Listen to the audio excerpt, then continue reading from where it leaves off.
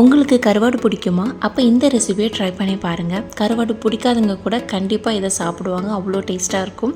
வாங்க அது எப்படி செய்யலான்னு பார்க்கலாம். ஃபஸ்ட்டு ஸ்டவ் ஆன் பண்ணிவிட்டு கடாயில் ஆயில் ஆட் பண்ணிக்கோங்க. ஆயில் ஹீட் ஆனதுக்கப்புறம் வெங்காயத்தை நீளமாக ஸ்லைஸ் பண்ணி வச்சுருக்கேன். ஸோ அதையும் ஆட் பண்ணிக்கலாம்.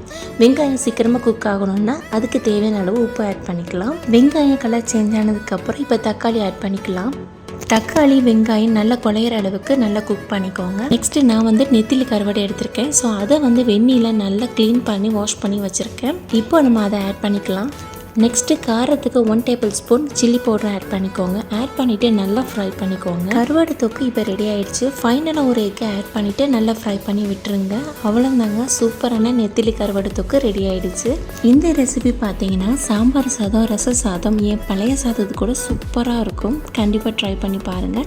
ட்ரை பண்ணி பார்த்துட்டு எப்படி இருக்குங்கிற கமெண்ட்டில் ஷேர் பண்ணுங்கள். இந்த வீடியோ உங்களுக்கு பிடிச்சிருந்தா லைக் பண்ணுங்கள், ஷேர் பண்ணுங்கள். மறக்காமல் நம்ம சேனலை சப்ஸ்கிரைப் பண்ண மறந்துடாதீங்க. இதே மாதிரி ஒரு டிஃப்ரெண்ட் வீடியோட நெக்ஸ்ட் வீடியோவில் பார்க்கலாம். தேங்க்ஸ் ஃபார் வாட்சிங்.